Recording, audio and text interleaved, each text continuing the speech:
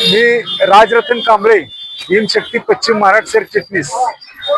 आज आम्ही नागठाणे शासकीय भूखंड जे मंजूर केलेले आहेत पहिल्या 2007 साली जिल्हाधिकाऱ्यांनी, त्यांना अजून कब्जेपट्टी मिळाली नाही आणि अजून घरकुल त्यांना मिळाले नाही। त्या बाबतीत आम्ही हे आमरण उपोषण करत असताना आज या उपोषणाचा दुसरा दिवस आहे।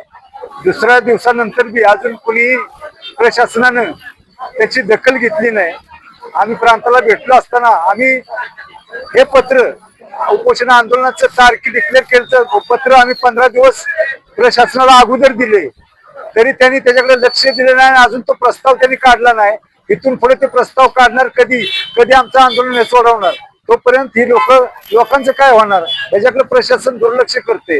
या लोकांचा ज्यांना कायवर घेता येणं झालंय आणि या दुर्लक्ष सारखा प्रशासन आहे। या प्रशासनावर जिल्हाधिकारी साहेब तुम्ही दखल घ्यावी याची आणि या लोकांच्या बाबतीत कारवाई करावी। 2006 सालापासून ही लोक भूखंडासाठी आणि त्या जागेवर लेआउट होऊन देखील जिल्हाधिकाऱ्यांच्या सांगण्यानुसार लेआउट झाला, त्या जागेचा लेआउट झाल्यानंतर त्या लेआउटला मान्यता देण्यासाठी पंच कमिटी निर्माण केली। सर्व पुरावे या लोकांचे 2011च्या अगोदरचे सर्व पुरावे या लोकांचे घेतलेले आहेत।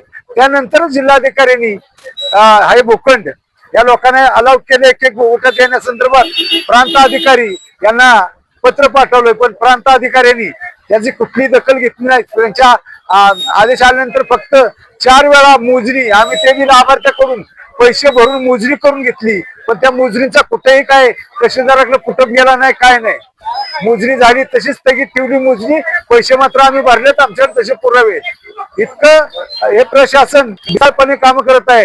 म्हणून आम्ही जिल्हाधिकाऱ्यांना विनंती करतो, साहेब ही लोक जी आता नागठाणची ही 14 भूखंड लाभार्थी उपोषणाला बसल्यात भीमशक्तीच्या माध्यमातून, ही लोक जोपर्यंत त्यांना कुठली ठोस कारवाई घरकुल देण्याबाबत होत नाही तोपर्यंत ही लोक उठणार नाहीत। त्यांची तातडीनं करावी अशी आम्ही जिल्हाधिकाऱ्यांना विनंती करतो।